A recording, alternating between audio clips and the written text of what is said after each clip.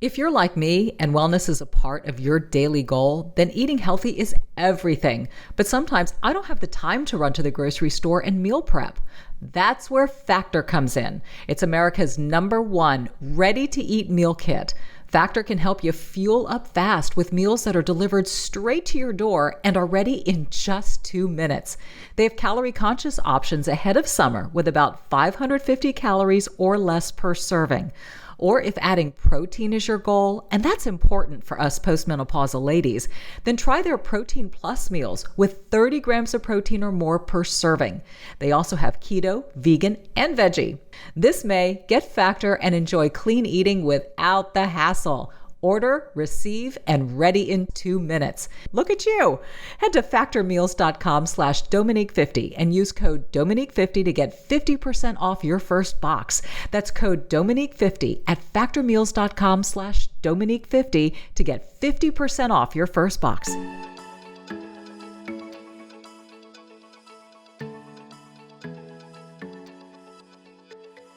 Welcome to Over 50 and Flourishing with Dominique Sachse, the show for any woman who feels like she lost her compass in the sea of midlife. Let's celebrate growing older together and embrace our prime. On this episode, we're sitting down with Greg Scheinman. He's a performance coach and a dynamic keynote speaker with a focus on transformation, redefining success, and developing your personal operating system. He's a best-selling author, entrepreneur with 2 successful exits, athlete and thought leader on Life Over 40. Today, we're discussing living a harmonious second half of life, navigating romantic relationships, defining yourself in midlife, and his 6 F's: family, fitness, finance, food, fashion, and fun, and how to turn them into A's. Oh, Greg Scheinman, it's so good to see you today. Thank you for coming in and for talking to my audience. I really appreciate it. It's great to be here. Thank you for having me. My pleasure. I know it is. We've been chatting already. And, you know, my audience is primarily made of women. And so a lot of them are thinking, well, wait a second, shouldn't this be midlife female? Why am I having to listen to a guy's perspective? But all of us midlife women have, for the most part, midlife males in our life, whether a spouse or a partner, or maybe a brother or a male friend. So can I encourage every woman who has a midlife male to listen to this with one earbud in your ear and give the other one to the guy, so you guys can listen in tandem to this interview, because Greg's story is incredibly transformative. You are full of such great energy, but it wasn't always that way. Correct. First, thank you. Yes. Second, correct, that was not always that way. And third, I also have a midlife female in my life every day as well. Right. Yes. So do you listen to her messaging and all this stuff about menopause and... I listen to 100% of what she says. That's part of maximizing middle age for me, is listening to what Kate tells me. It's why you're still married, by the way. Absolutely, yes. So tell me, for you, the impetus for all this. First of all, let me just hold up your book. I gotta put my glasses on because I want to be able to read everything here. But it's The Midlife Male, a no bullshit guide to living better, longer, happier, healthier, and wealthier, and having more fun in your 40s and 50s. Which includes more sex, and what guy doesn't want that? We went with the shortest title possible. Clearly. Yes. I'm like, your publisher agreed to all of that. My publisher actually suggested it. We had very short working titles, and I kept fixating on it's not inclusive of enough everything. Of what everything exactly that's in the bucket. Yeah. And he finally said, you know what? Let's just go longer. Just longer and longer. Just have words all over it. And we'll see what happens. So tell me about your story. How did this come to be? Yeah, I appreciate it. In working backwards, kind of reverse engineering, which seems how I've done most of my life. Right. I'm 50 right now. Mm-hmm. And what I like to say is, look, at 47, my father's life ended. Mm-hmm. He passed away. And at 47 is when mine really began. So it's been a 3-year transformative process. When I hit 47, it was like, I'm in bonus time now. Like, I never really thought, I thought that was it. You know, that's what I saw. I was 17 when my father passed away, and there was 30 years of kind of life experience out there, living, learning, navigating, succeeding, failing, all of those things. And at 47, I remember like it was yesterday. I'm in the car in the parking lot of my office building, and I had this office on the 24th floor, and I'm 47 years old, and it's the 10-year anniversary, and I'm with my firm, and the sun is, it's like this gorgeous day, and I go to get out of the car, and like I just cannot get out of the car.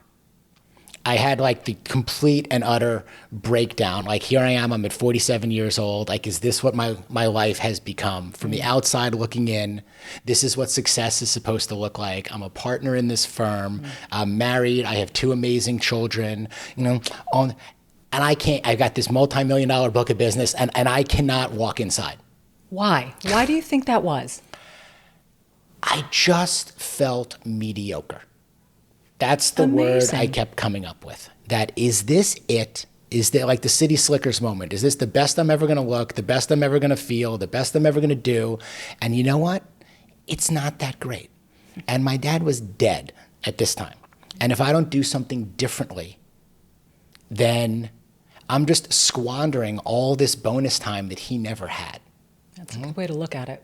So how do I want to show up? Like as a husband, as a father, as a provider, as a man, what does that look like? Because this playbook that I followed to kind of, salary and title is the definition of success and all these other things. Which is typical for men. Yes. And I've fallen into this over-indexing trap, which is almost impossible for guys to get out of. This doesn't feel right.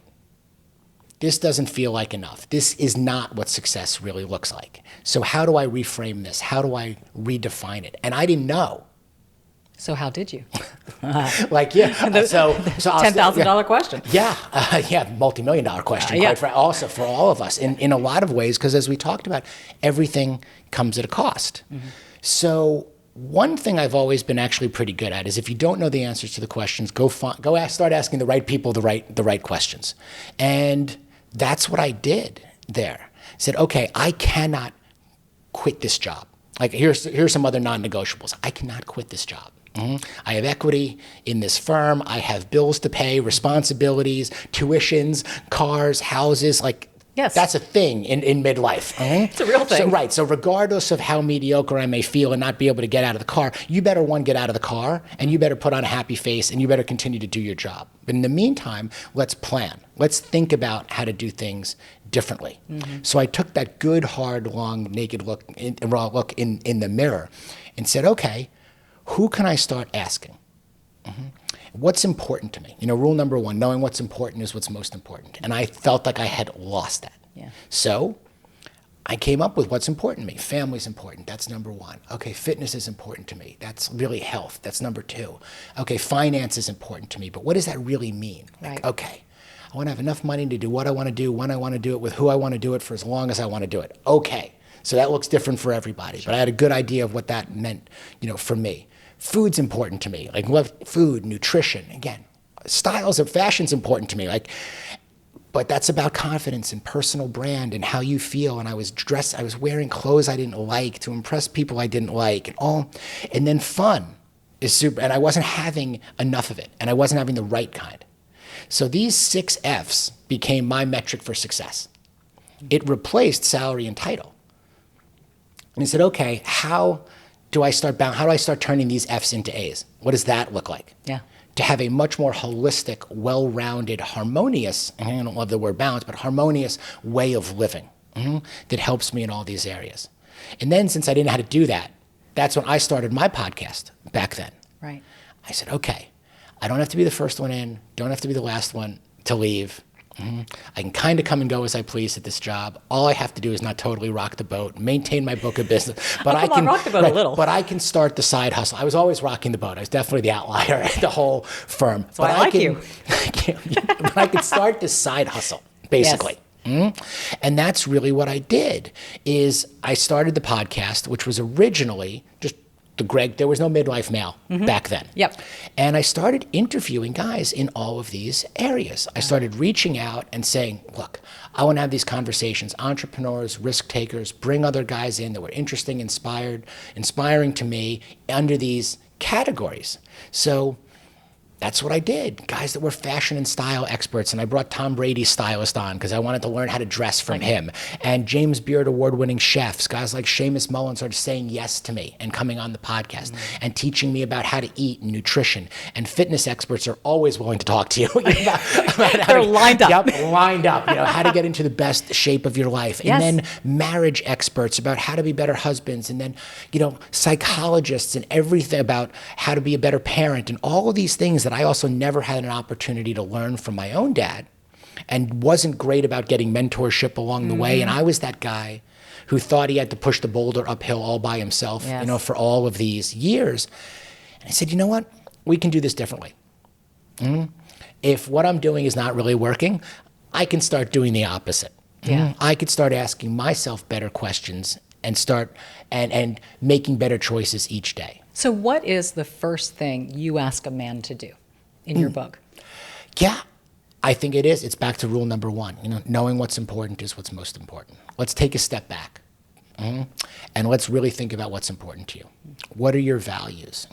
What is your ethos? Maybe what is your operating thesis? If you could talk about what that really is. Do you think a lot of men at this point in life can even identify that? It's real. Look, that's why we start there, because that in itself takes a very long time. I have guys that I work with, we start with them, write your bio. I want you to write your bio. And just writing about your own life and where you are brings a lot to the surface. Understanding your childhood, understanding how you were raised, your entire, but not your resume. Correct. Not your resume. Right. This is what I've done. I'm from here to here to here, but who I am. I find men have a very hard time. Very hard time with saying the great I am. We just did a midlife male gathering in New York. We had 20 high-performing men in Manhattan. You're always, my anxiety goes up every time I go back to Manhattan because it's so high pressure. We have these high-performing men. 20 guys came to this gathering that we did in New York. And when we went for this exact reason, as we went around the table asking everybody to introduce themselves, it was name and then immediately into what they did. I'm John, I'm Greg, and I run a hedge fund, and I did da-da-da. And it was just let them go, 20 for 20. And when it was all finished, that was one of the things that I talked to them about. Right. What we do for a living is not who we are. No. And at least maybe it shouldn't be, certainly not 100%. And to a large extent, so many men have over-indexed where that becomes their identity, and they don't even know. They've lost sight of the other side. We were talking earlier that is sort of the epiphany of midlife, is that you have gotten to this point where the kids are either getting close to being out of the house or out of the house. You are starting to examine things a little differently. You're beginning to get off of the hamster wheel. You're beginning to analyze and assess relationships. I mean, up to now, you've been hanging with people who are parents of other kids who are playing soccer or playing basketball or whatever. And the model was based around the kids' school and all the different functions and the responsibilities and your coworkers and colleagues. But many of us have done pivots and shifts into other lines of work. Our kids are no longer around the same kids. And so we're beginning to say, okay, what's valuable in my life right now? And I'm having to put the spotlight more on me and more on my relationships. We get to take back some control, now.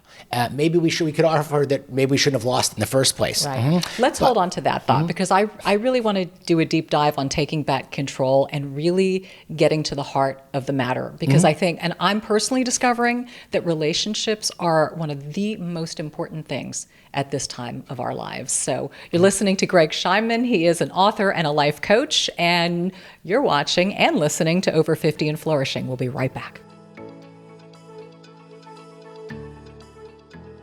If you're like me and wellness is a part of your daily goal, then eating healthy is everything. But sometimes I don't have the time to run to the grocery store and meal prep. That's where Factor comes in. It's America's #1 ready-to-eat meal kit. Factor can help you fuel up fast with meals that are delivered straight to your door and are ready in just 2 minutes. They have calorie-conscious options ahead of summer with about 550 calories or less per serving. Or if adding protein is your goal, and that's important for us postmenopausal ladies, then try their Protein Plus meals with 30 grams of protein or more per serving. They also have keto, vegan, and veggie. How do apple cinnamon pancakes or bacon and cheddar egg bites sound? Or a refreshing cold pressed juice, shake, or smoothie? This May, get Factor and enjoy clean eating without the hassle. Order, receive, and ready in 2 minutes. Look at you. Head to factormeals.com/Dominique50 and use code Dominique50 to get 50% off your first box. That's code Dominique50 at factormeals.com/Dominique50 to get 50% off your first box. Welcome back to Over 50 and Flourishing with Dominique Sachse. I have a wonderful guest with me today. I hope you're enjoying it so far. I know personally I am. He's a friend of mine. He's a fellow Houstonian. His name is Greg Scheinman. He is an author, a motivational speaker, a coach, and he is talking about the midlife male. And the reason why I feel it's so important to this podcast and this audience is we all have a midlife male, and we want to do midlife right together. And so before we hit the break, we were talking about the focus now shifting to relationships and making big decisions in those, because we're not in the same mode and the same wheel that we were in before. So let's talk about that shift. And you were even telling me about some personal shifts of your own. They're there for sure. Yeah. Look, in my instance alone, Kate and I have been together for 25 years, married for 22. So we're not the same people that we were when we first met. We're not the same people that we were when we first got married. And at all of these ages and stages, as you don't really know what kind of parent. You know? You're just like, we're making this up as we go along together. We're learning a lot about each other throughout each course of our relationship. And I think it goes in those stages. And here we are now, 2 years away from being empty nesters. And we have gotten so much time back already. That with our older one experiencing college, he's away at college now. My own personal career transition and what I'm doing now looks very different than getting up and putting a suit on and going to work and being gone all day. Like I'm home all the time. We're stepping all over each other in that regard too. And we have a 16-year-old who is very independent and driving and living his life. And he goes to school. And between school and sports, he can be gone from 7:30 in the morning to 7:30 at night. So you really start to think, it's right there, it's very present. Okay, what do you talk about? What is it that we really want to do? What are we doing with all of this extra time? What does our relationship look like? What do we still have in common? What are our habits and behaviors? And at the same time, what are our hobbies, our interests, our passions that keep us vibrant and young and independent? What do we do together? What do we do alone? How do we support one another in those things too? So it's a really interesting time and dynamic, because as much as Kate and I have grown together, we're very, very different people in a lot of the things that we like to do and the manner in which we like to do them.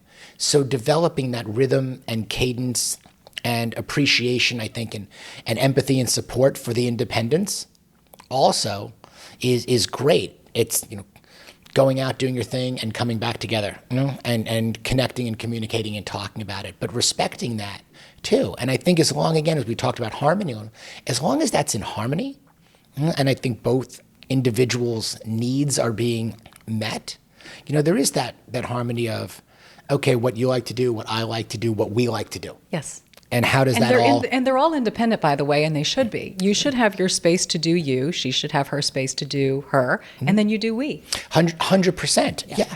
And the mutual respect of when we do we, that's a different conversation, And we're really big on the calendar. Like rule number 4 in the 5-point plan we'll get into. You show me your calendar, I'll show you your priorities. We're really big on the calendar. If it's not in the calendar, it doesn't exist. That's the rule in our house. So if you're planning your girls' trip or you're taking that, it requires a calendar invite. If I'm planning something, it requires a calendar invite. The kids go, and the way we work at it is we put all of our personal things on the calendar first. In order of those 6 F's. The family events come first, the health and the fitness stuff comes on there, then we think about how we're going to pay for it, finance, all those other things. But all of the personal stuff goes on the calendar first, and then we back into, what do I have to do professionally to handle the obligations and responsibilities that I have also. Okay, so I want to do a deep dive into your 6 Fs. Nobody's flunking here. We want everybody to make an A. So let's start with the first F. First F is family. And that's a no-brainer for me. I mean, family always comes first. My single biggest priority is what is happening within the 4 walls of our house. And now extended to Colorado because we have a son in college in Colorado. But family is always number one. That's the foundation. That's the priority. That's what really success looks like to me, is my family being happy and taken care of. Second F? Second F is fitness, which really is health overall. Yes, and wellness. Yes, so that's mental, that's physical, that's spiritual, that's emotional. We're going to get it. That's even financial. It's all of those things that define what a fit life really looks like. And if all of those things aren't aligned, you can be in great physical shape, but if you're emotionally, struggling, you're really not fit for duty or fit for life. So it encompasses all of those areas. Don't you think sometimes men feel like if they just show up to the gym and push around a few weights, for a couple of days a week, I've checked that box off. But it's so much more than that. I say it depends a lot. Really? First of all, look, if you're getting up and you're moving, congratulations. Like if you're actually, yes. Is it more than that? Yes. But if you're actually getting up and you're going to the gym and you're actually emphasizing or at least prioritizing your health and fitness in some regard, you've got my support, because more are not. Far too many are not. And there's also a lot of, I get asked about this a lot. There's a lot of white space between being out of shape or unfit and being very jacked and competing and doing. There's a lot. Yes. And what I always say is the middle in all of this, the middle is the sweet spot. Right. The middle is messy, okay, but the middle is also the sweet spot. Can you give us an example of how to attain the sweet spot? Again, I think it's what works best, again, for you. So for me, my fitness goals are very simple. I want to be about 175 pounds. I want my body fat percentage to be about 10%. I want to look good in a t-shirt overall. Right. I want to feel good, and I don't want to be injured. Right. So what does that take? Okay, so there you go. Now we get into the quantifiables, and this is where it really gets fun. Break out your calendar. Yeah. Okay. So in order to do that, for me, my week as it pertains to health and fitness looks like Tuesdays, I have a trainer in a gym that I go to in town called Congo. I love those guys and love the community. Wednesdays, I do yoga. Thursdays, I take a day off. Fridays, I've been boxing with the same guy forever. Will comes over to the house. And Saturdays and Sundays, my training partner comes over to the garage. And we work out there, or we'll do a pool workout or something else. Now, where I also mix it up is on Mondays, I don't do anything. Monday, where there's this whole never miss a Monday movement. Yes. Okay. Mondays always stressed me out. Yeah, well, but the body needs to recover. Well, one, it needs to recover, so build that in, and that's become more important. And I'll take consistency over intensity any day. For me, I enjoy it and I like to do it, so I'll take the consistency more than the intensity. So I'll dial down the intensity so that I get to move a little bit more often, right, and frequently. But I take every Monday off. Completely off, because for about 15 years of my life, I didn't sleep well on Sunday nights because I was anxiety-ridden and anxious and stressed and feeling like I was already behind, waking up on Monday. So now, the way I've built it in to my design is I sleep wonderfully on Sunday night. And I got a day off. Correct. And I went a little harder on the weekends. Personally, I worked out a little bit harder, spent more time with my family. I like to keep open space on the weekends for creativity, for writing, for other things. And then on Monday, I don't see a client. Okay, I don't do it. I do whatever I want to do on I don't work out. It's your day. That's the day to ease into my week, make my lists of what I want to accomplish for the rest of the week, and dial back the stress and the anxiety. For me, now, I don't have a company to go to or somebody. It may be different, but the part of this that I think that works for everybody is you actually get to design your days and what works for you. You may have obligations and responsibilities, and you can obviously pencil them in, and you have to. But how do we find the time? How do we make the time? We design it. We design it. I say mediocrity happens by default. Maximization happens by design. Yep. And you get to do that, and you get to rank and list your priorities and figure out where you're going to put them. See, there's a reason why I asked for your specifics, because people are going to look at you and they're going to say, okay, what do I have to do to look like that? And you and I both know to be fit, to have muscle tone, to have lean body mass in midlife is work. Absolutely. It is discipline. It doesn't just happen by sitting around. You've got to really get after it. Correct. Preparation, consistency, accountability. 3 great words, 3 great rules, to live by. Again, it depends on what you're going for overall. Now, I'll cop from an aesthetic standpoint. First of all, I've been doing this a long time. So even a broken clock is right twice a day. Okay? I've been exercising. Great analogy. I've been exercising for a long time. So by default, okay, right. You already have this innate you're going to muscle start mass. seeing Yes. some things. But also, in middle age, things change. Metabolism changes, okay? Metabolism changes. What you eat, what you put on your body, what you put in your body changes. My body responds very differently now to fitness and nutrition than it did 10 years ago, 20 years ago. And you've got to stay on top of that. Yeah. You got to give your body what it needs. It may need more rest, more active recovery. I do a lot more in terms of recovery now than I ever have. Saunas, cold plunge. More of my money actually goes to the recovery side, to the sustainability and longevity side. What I say is the aesthetics are a bonus. The aesthetics are a bonus and a byproduct of the work that you're putting in. If you are living health, if you're eating well and you are exercising, you are going to physically start looking better. Yep. The aesthetics are going to be the byproduct that comes from that. Now, again, how far you want to swing that pendulum. But there are things I do at 50 that I never thought that I would do. I've always been okay with being bald. I said I'm not going to be fat and bald. That I'm not okay with. When I'm bald and I have a very wrinkly forehead, I said I'd never do Botox. Guess what? I do Surprise. Botox. Yeah, guess what? I do Botox, now. Okay? There's all kinds of stuff. Your metabolism slows down, and I get my blood work done now every 90 days. I've been tracking that since I was 40, and now I'm 50. I said I would never, go on TRT or anything. At 49, I did. After 9 years of research and self-exploration and things that were going on. So there are things that I do at 50 that I never thought I would do before. And I'm completely okay with having this conversation with anybody about exploring what's out there, offering experiences, not advice but just sharing my experiences, evaluations, and then how we make choices and decisions that we think are beneficial to our life. Yep. I'm in the energy business, is the way I look at it. To be a husband, to be a father, to be a provider, I need energy for that. There's a certain way that I want to feel. And there are things that I want to do that I have nowhere near, accomplished yet. Okay. And that takes energy. Sure. I want to be able to exercise. I want to be able to travel. I want to never say no to my kids when they want to play or go somewhere or do things on that. I love talking to people. We're 200 episodes of my podcast in, and I love that now. It fills the soul. But you also know, as much as it fills your tank and your soul, it's draining. Yeah. Like the work that we do is very, very draining to be on all the time. So it takes a lot of energy. Yes. Right. So you have to fill those energy stores. I think exercise and everything you mentioned is a huge part of filling that. That was, I'm losing track. Was that the second F? So we were into family. We did fitness, so in there. Now we're on the third F. Yeah, finance. Okay. And finance, that's a tricky one. A lot of guys don't like talking about money, or they stack their chips and they use that as, again, kind of the metric of success in there. The way I look at finance and money is really, what is your relationship? Money's a tool. It really is. And I look at it from my perspective of, okay, I want to have enough money to do what I want, when I want, with who I want, for as long as I want. So what does that really look like?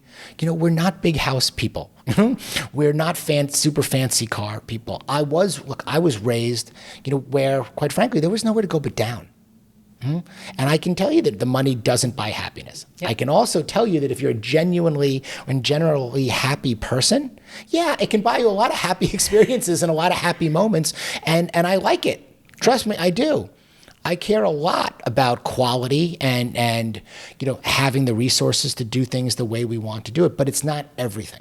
Right. And I've made a lot of decisions. And again, my thesis is around this, knowing what enough kind of looks like for you. And I've made decisions where I know it's cost me money, but I've also gotten time and freedom out of it. Yes. And there are things that I would never sacrifice. I coached both of my boys for 10 years.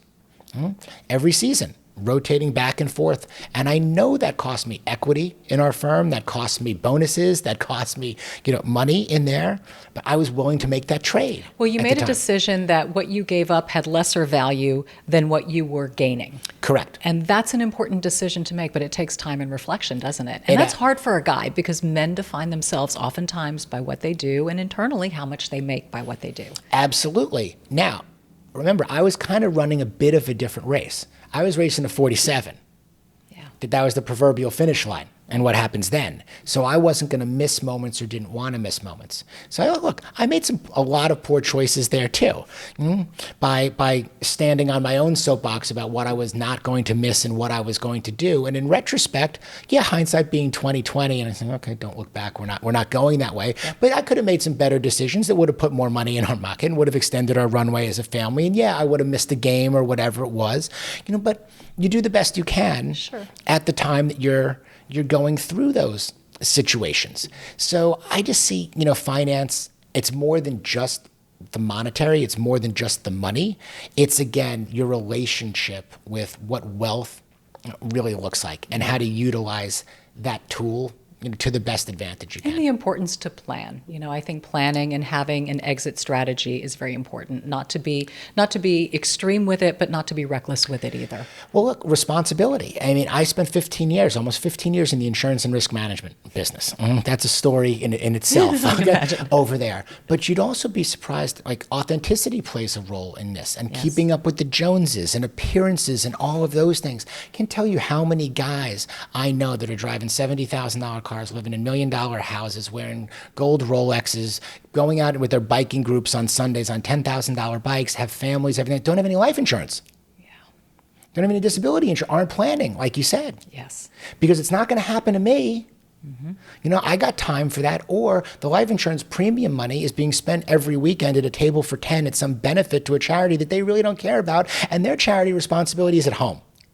Great point. Okay? And they're missing that window. So instead of the applause and your name in the little thing, okay, go sign your name at the bottom of a life insurance policy and make sure if anything happens to you that your family is taken care of. I am so glad you threw that in. That's the meaning right there. Bring it back home. What matters most, and put that focus there. The old campaign of act locally, think globally. Yes. I'm a huge proponent of that. I think if we just genuinely live and lead by example, and pay attention to being good people within our own homes and acting respectfully and acting responsibly, then that is your natural lift to society and the community. Yep. That's how other men get lifted up, women or anybody. That's how we raise good young men into older men. So, when I start even with my clients, we start with those questions before, I'm not going to recommend you to a trainer or send you into a gym if you're 48 years old, 60 pounds overweight, have been drinking 6 nights a week for the last 10 years, and you don't have any life insurance. You haven't had your blood work done forever. It's not smart. Right. It's not smart. We go in order. There are steps to this. Yeah. Your annual physical, certain things that, again, meet with a nutritionist, meet with a dietitian, meet with a wealth manager, even all of these things. Again, if you don't know the answers, go find the right people and start asking them the right questions. Yeah, but it takes a plan. And this plan has a long list. So that was the so that's in finance. Okay. And we could spend all day on every one of these. I know we can. We have to wrap up. We're doing the fourth one on the backside of this break. You're watching Over 50 and Flourishing with Dominique Sachse and Greg Scheinman, my guest today.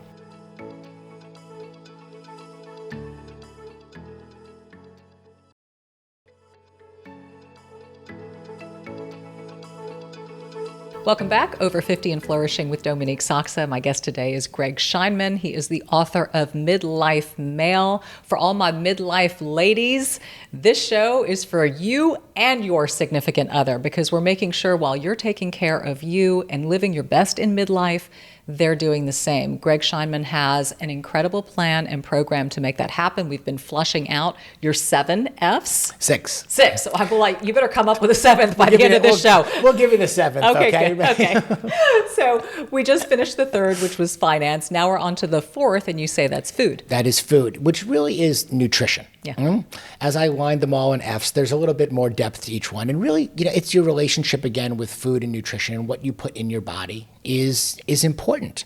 And the way that I approach that, again, and all of this is about figuring out what works best for you. I approach food and nutrition kind of in an 80-20, ratio. Yes. I try to keep it clean 80% of the time, and I'll define kind of what clean means. And the other 20% of the time, I'll eat whatever it is that I want. I do not want to be the guy who's special ordering, at restaurants. That is a pain, that way. My wife and I and family, we love food too much for that. And at the same time, I don't want to be, I want to get hit by a bus and say I haven't had a cheeseburger in 6 months either. It doesn't sound be a horrible way to go. sound like a fun way to live. Yeah. So again, it's back to being intentional, and where I've started with this, and it's been over a period of time, but I started with meeting with nutritionists and meeting with dietitians and understanding kind of what my body responded well to. Again, what was my blood work telling me? What was science telling me? In there, and then putting together from that really an approved list of foods, like a way of eating in there, so that I can go to any restaurant or any place at any time and have a pretty good understanding of what it is that I can put in my body that I also enjoy. Because that's the other thing. Like, if you don't like it, you're not going to really you're not going to stick with it. So basically, for me, that's a longer list of approved foods. And over time, it goes from having to look at it or see it on paper or doing to becoming really a lifestyle and being ingrained. Yes. So at this point, I barely even think about it. And the things that I eat predominantly, I eat chicken, I eat fish, I do eat beef, I eat a ton of vegetables, I eat a lot of fruit. I really don't drink anymore. Not that I say that I don't drink, but it's really just worked its way out of my lifestyle at this point, predominantly because I just don't recover well anymore. I don't either. It ruins my sleep. So that's what it is. So it disrupts my sleep, and my mornings and my daytime has become far more valuable to me than my nighttime. So again, risk reward as it plays out, it's really just kind of worked its way out of my life. But if I'm grilling a steak and there's a game on and I want to have a beer, I'm also not going to say I can't have it, there too. Yeah. So in that regard, moderation. And when my kids finish half their pizza and they leave it over, I'm going to grab it. That's what I'm going to do. So I don't have designated cheat days. I don't really believe in that kind of sacrifice where I have to be perfect or great all week long and then I get to do this. Right, because then there's no guilt. I don't have that kind of discipline mentally for that. And again, I'd rather look at the cumulative overall and say, look, what consistency looks like to me is over a long body of work or a long period of time, I stay 80-20. I'm going to make the better choice the majority of the time. And when I don't, if I want to eat this dessert, or I want to do this today, then tomorrow I clean it back up a little bit. And now after a long period of time of living this way, it's kind of second nature. But I don't feel like I'm sacrificing at all. If I can have a steak and I can have a baked potato and I can have, some sauteed spinach, that feels like a pretty good meal. You bet it does. To me. If we're out for Japanese or we're out for Tex-Mex, there are things that I can order in all of those places. You're not going to see me reaching for an excessive amount of chips, but you're also not going to see me eating zero when we're out there too. Right. It's just coming from an educated place. You talked about the importance of blood work. I'm such a believer in that because over time we can develop sensitivities to things that we might not be aware of. Is your approach, do you go more the functional medicine route? Because a lot of people don't know where to start. And I'm a believer in functional medicine because I think it's open more to a broader scope of wellness. I don't believe in pills. I don't believe in after the fact approach. I believe in the proactive approach. So I want to change things through lifestyle, nutrition, diet. And I want somebody looking at my numbers saying, yeah, this may fall in the quote normal range, but this is not the optimal range. So how are you handling that? So I agree with all of that. I absolutely believe in being proactive versus reactive. Yes. And I think it's becoming harder to find physicians, if you will, that operate more from the holistic and proactive nature. But I think that's where you should start. I've got a great primary care physician, and I love him. And we've been with him since I moved to Houston 20 plus years. And he was instrumental in helping me understand sustainability and longevity and health and getting ahead of these things, because I've always been concerned genetically with my family history in there of what I might, I can't out-train genetics, can I? Or can I be so good with my nutrition that I can beat what I'm genetically predispositioned, to be in all of these areas? So I've I've been religious about that annual physical. I have been religious about getting my blood work done, getting an understanding of what that looks like, then figuring out what my body does respond well to and what it doesn't. There are certain obvious things, obviously, that we know. Look, if you're smoking and you're drinking and you're eating fast food all the time, like, we know these things. But as it pertains to even supplements and day-to-day living in there, there's so much noise around all of that stuff. And the nature of supplements alone is, if you're not deficient in something, then you don't really need to supplement for it. Sure. But you don't know until you get the blood panel done. So this is another area where I start with, it's like people just listen to like whoever is, okay, they're taking this greens powder, or they're taking these pills, or they're doing this, or I heard this from this woman at school, and I heard this from my other buddy who's taking this, so I bought the biggest amount I could buy at Costco. It's like, wait a second, you're listening to an accountant, okay? Like, telling you like that he's taking what you should put in your body. Right, so you're running to Costco and you're buying $100 worth of, red powder and you have no idea. And again, you haven't gotten a physical done in 5 years in there. So I just always believed, like, let's get back to being intentional. Let's start with science. Let's find professionals and educated and experienced people that can help guide us and make a plan. Like you keep saying, have a plan. Again, fail to plan to fail, or whichever way it goes. But I've just been living off of that. Mediocrity happens by default. Maximization happens by design. What can we design in each and every one of those areas? So that's really kind of how I approach food and nutrition.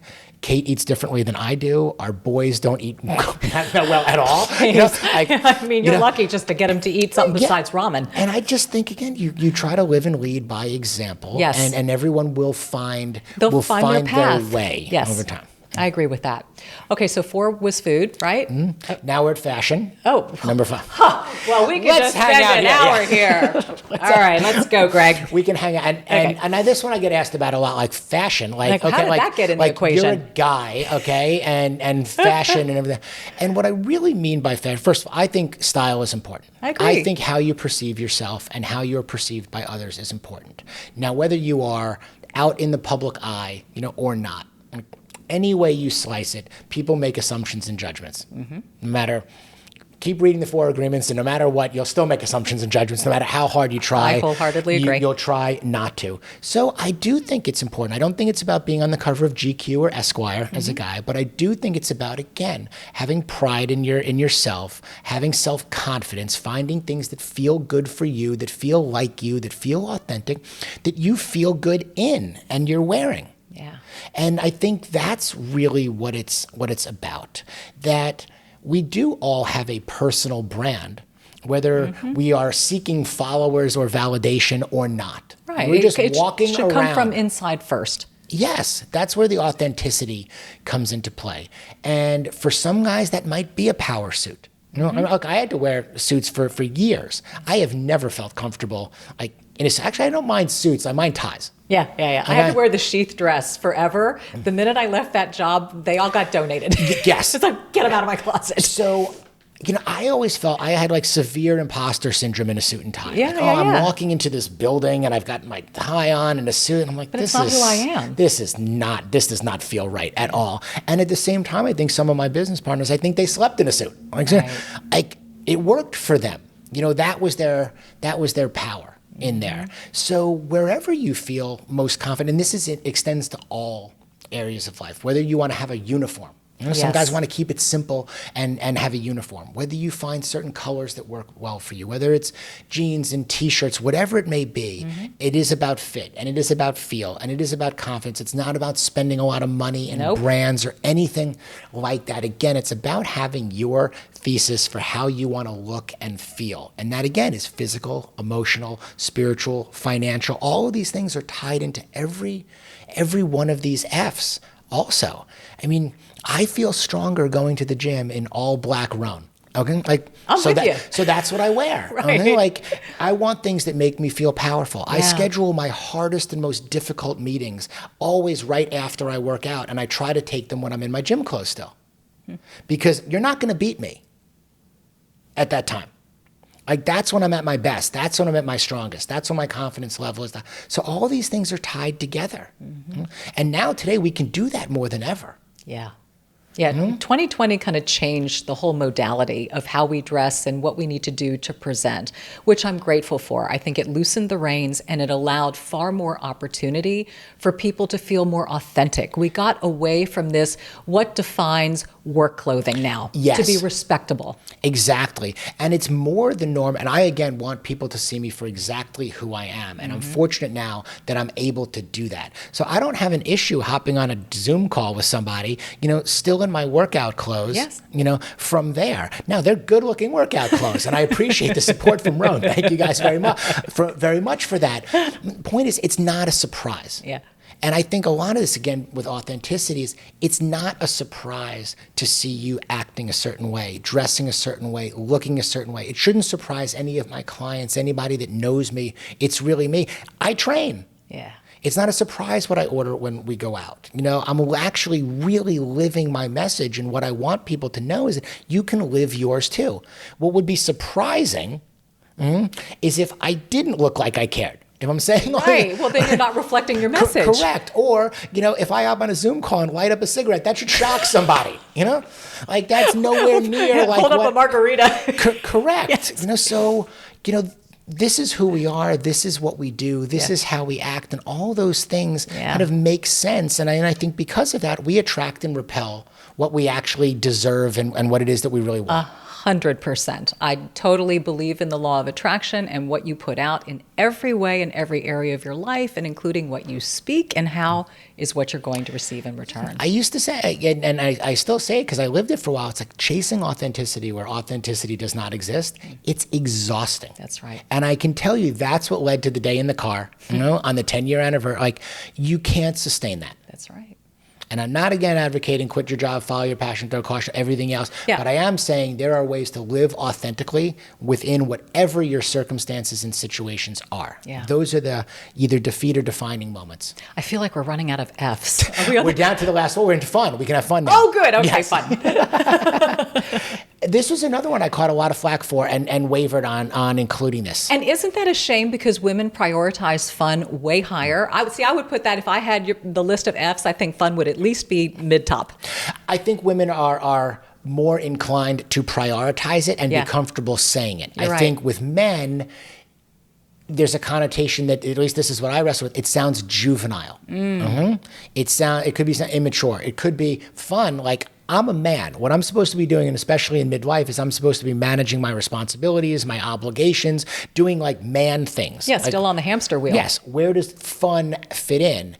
And then I think our view of fun as men has gotten completely skewed as we've gotten older. Right. What has become fun? I'm not a golfer, but I'll just say like if your fun is poker nights, and if your fun is drinking, and if your fun is big dinners, and everything else, or I don't know what, I think a lot of guys have fallen into kind of the wrong types of fun. More escapism, that's in there. And I think for me, at least, it was about redefining fun, going back to like, what do I really want fun to look like? Like past hobbies or seeds that were planted in you in childhood. I picked up the guitar again, and I love playing the guitar and realized there were other guys that played instruments, and you still can play in a band in your 40s and 50s. Well, it's cooler actually when you're in your 50s. I certainly hope so, and you'll come to the gig, but Good. But you do it differently. So we're not getting paid for this. We're doing it because we're having fun and we enjoy it. So here's how you can do it differently. We're going to rent the bar.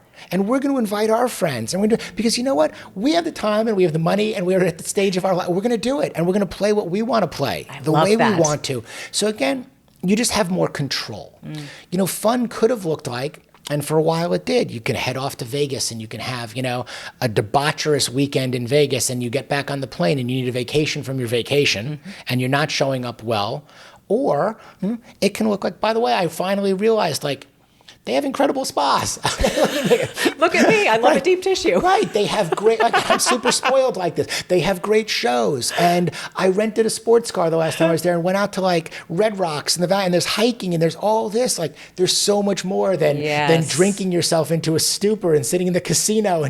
So the fun, like, it is, again, it's what you decide you want those things to really look like. Do you find that a lot of midlife women try to pull their midlife men out of that modality and say, hey, baby, be with me, try this, you might like it? I definitely think, again, I think women are much more inclined to try different things, to not be afraid of either failing or maybe looking silly or it not going all that well than men are. I definitely sense and not only that, hear from a lot of women who are looking for tips to be able to, help their significant other, boyfriend, partner, even ex, who they've got to co-parent with for the rest of their life, do things maybe a little bit differently, or try some other things, or go back and say, look, you like this, whether it was painting or whether it was a cooking class or whether it's playing guitar, or you were a great athlete. We don't stop playing because we get old. We get old because we stop playing. And I think a lot of guys have forgotten that. Yeah. Like, why do we have to stop playing? Why does fun have to mean sitting in a chair, and doing this? Binging on a series. Correct. Because that's what people define as fun these days. And even when people get together socially, it's always, well, what are you watching? Well, what are you watching? And it's the least way to connect with somebody is when you're sitting on that chair with your eyes on a TV set. Yeah, and look, I don't watch a whole lot of TV anymore. Neither do I, by the way. I'm not against it at all. And when I hear about something, Kate usually tells me what's going on with Succession, and I'm like, great, okay, wonderful. But I haven't really seen any of it. Again, I'm not against whatever works for anybody else. And at the same time, don't get the wrong impression that I'm constantly in perpetual motion. I think, again, there's harmony, balance, for lack of a better word, in terms of active and passive activities. I like to sit on the couch as much as anybody. Mm-hmm. But there's a time and there's also a place for it, again, kind of by design. But what I'm also seeing out there, which I think is amazing, and you just got back from a retreat yourself, I'm seeing so many more retreats, experiences, activities, and things that have been created that allow people, men, women, any ages or stages, to do things and try things. And just know that there's hope, there's possibility and probability of success and having a good time. You can climb a mountain. I'll be in, this is fun for me. I'll be in Whistler in September. Right. And we're going to climb the equivalent of Mount Everest over the course of 36 hours in Whistler. You go up, you gondola down, and you just keep doing it. Good for you. And that's There's a great Lululemon at the base, by the way. Great. And She'll Kate will shop there because So Kate's not going to climb the mountain with me. That's not her thing. Yeah. But we're going to be in Whistler together, and she'll be there when I finish this. So when you talk about the we part, the me and the we and coming together, there are ways to work together so that everybody can get what they want out of it, have their kind of fun, and again, we get to choose. Yeah. You said to me before we did this interview that a lot of women reach out to you. What do they want to know? So that's a great different. I mean, there are similarities, but the common thread, I really believe, is that women are wonderful about being proactive at reaching out and, again, asking for help and asking for support, or looking to be pointed in the right direction, or getting a little advice, or, as I say, share some experiences with me. Women are wonderful about that. So that's been the really common thread. Much harder for guys. Are they reaching out on behalf of their men? They're reaching both. Both. In certain cases, it's, hey, can you maybe help me get the guy back that I married? Because he's not the same guy. He is unhappy or mediocre, or I'm concerned about his overall well-being because it's conformity, it's complacency, it's redundancy, it's maybe even a mismanagement of expectations. Look, we'd rather have more time from him than money. We want him to really be able to be on vacation with us and be present, and what that looks like versus, not being able to disconnect, from the office or from work. The sacrifices that he's made for us are we appreciate them. We want to let him know how appreciative we are of it. But you know what? You need to take a little bit more time for yourself, a little bit more ownership, of your health and your well-being, and really think about, because that's what we want you around for a long period of time and a certain way. Right. Not being present, not a wonderful way to build long-standing, mutually beneficial relationships. In fact, it's very hurtful to physically be present, but emotionally be checked out. There's a lot of resentment that develops, from that. And on the other side, a lot of women are working very hard their own way to try to be accepted and be appreciated, and they're exercising, and so they're almost in a way. And I hear this from they're using the money, and they're working out every day, and they're looking better and feeling better and doing it. There's resentment in both directions, and the guy's like, well, I'm off earning all of this, and she's all in self-care and getting her hormones balanced. Exactly, and I'm having trouble seeing my toes anymore as I'm looking down, and I'm here all day and all night, and then I come home and my next job starts. Doesn't this speak to the importance of journeying together? It does, which is, look, I think it's at the crux of the work and what you're doing and what you're putting out there. Like, what does it look like to flourish individually and together in there? And that takes a lot of communication. That takes a lot of hard conversations. That takes a lot of reality and gut checks that are there. I mean, we all want to feel appreciated. We want to feel loved. We want to feel respected. We want to feel like we're attractive and somebody's attracted to us. And when you throw kids in the middle of this too, and you throw careers into this, into stir up the pot. There's just a lot in the pot. So how do we, for lack of a better term, how do we unpack that? How do we make a plan? How do we schedule even that time to have these conversations? What does what does our map look like? Our maximized action plan. So I've got mine, but what good is mine if I never share it with Kate or the kids? And she doesn't share hers with you. Correct. So what does our maximized action plan actually really look like? And how do these things all work together? I do quarterly reviews, and I do them with my clients. What good is a quarterly review if I'm not sharing it with Kate, Auden, and Harper also? Yeah. And when I'm showing them what's real, and we're kind of going over, like, what's important. Do you realize you got your driver's license? Do you realize we celebrated our 22nd wedding anniversary? Do you realize we saw Springsteen and Adam Sandler back to back? Do you realize we signed? Like, these things are important to not only review, but to remind ourselves of what journey we're actually on together and what really matters.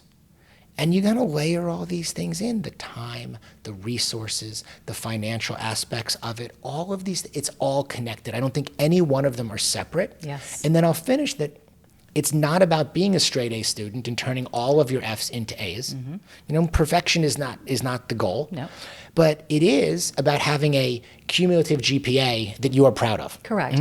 And what does that really look like? I've always believed perfection should never be sought, but excellence should. We should always strive for excellence, but not perfection. Absolutely. I think it was a business partner in a deal that I failed miserably at who told me, one of my takeaways was perfect is the enemy of good. Yeah, exactly. And I think what got me, one of the lessons that I really learned there was this constant striving for perfection. that really wrecked the scalability of this particular project that we were on, because nothing was ever good enough, so we could never actually ever grow. Yeah. I could talk to you for hours. It's so wonderful to have. Well, you'll come on, please. Okay? Good. So we can continue the conversation in the other way. Because I want your perspective, for our women's series. So that would be amazing. Perfect. Well, consider it done. You have a wealth of resources. You are a resource. So how can people find you? Obviously, you have Midlife Mail, so that's your book. It can be ordered from your website, and I'm assuming any place where you can buy books, I am fortunately not hard to find. So you by design. So you can go to midlifemail.com, and you can subscribe to the weekly newsletter and the podcast, and there's a free PDF that you can download there. So all of that is free, and you'll get that dropped in your inbox every Sunday, and that is, a recommendation from each one of my 6 F's, an essay that I write each week, new episode of the podcast. You can buy the book there. You can buy it at Amazon, where everybody buys books. And for more of the speaking and the workshops I do, just go to gregscheinman.com, and that's where the speaker's reel is, and a lot more of the media stuff. Because while the Midlife Mail is the brand, and those are the guys I work with one-on-one, all the speaking and the workshops and the stuff that I do, this applies to everybody at any age and any stage out there. So I'm just getting this really amazing opportunity, and I'm grateful for it, to share the stories, because at any age, any stage, you can apply these 5 rules, and you can utilize these 6 F's. And I wish I knew it, and I wish I had learned it or had that in my 20s and my 30s. Would have saved a lot of time a lot of time, a lot of money, a lot of anxiety, a lot of everything. So get out ahead where you can. And then at the same point, it's never too late to start. Absolutely. I don't care where you are. I'm so glad right you said now. that. Like, that's it. Today is the day you start. You've asked it several times, like, where do you start? You just start. You just do. You just do. There's no perfect time to start a business. There's no perfect time to you just start. Tomorrow, swap one soda for water. Tomorrow, give your wife a kiss good morning before you get out of bed and take it for granted. Tomorrow, go for a walk or take your dogs with you. Just one little thing that you can start at any time, and that builds momentum. That's what consistency really looks like. Yeah, but what you've done is you've provided a roadmap and a game plan, because oftentimes men want to start, they don't know where, and they don't know how. And you have provided both. And so I thank you. I'm so excited to have you. Ironically, we worked together in the same place at the start of my TV career, and we were just reminiscing about that. And our boys went to the same elementary school together. So it's amazing, just all of these wonderful little coincidences and moments shared. And here we both have come full circle in life and doing our passion projects, really. Well, I appreciate it. It is pretty cool to see what happens when things come full circle and you show back up 25 years later. Surprise! It's like, wow, okay. Okay, this is cool. Yes, and still much more ahead. So congratulations on everything. Thank you. So cool. And ditto to you. Thanks. Thank you. I thoroughly enjoyed this conversation. He talked about authenticity. I felt it couldn't have been more authentic. And to have a plan and a roadmap like that and certain identified areas to start, I think is everything. So Greg, you're doing great things in this world, and it was super cool to have you. If you are enjoying this podcast, please don't forget to rate, review, subscribe, and share. And remember, you can watch it on YouTube as well. And if you do, leave a comment for me in the comment section. We always love to be able to see what you have to say, what you want to see in the future, and respond. So thank you so much for joining me on Over 50 and Flourishing.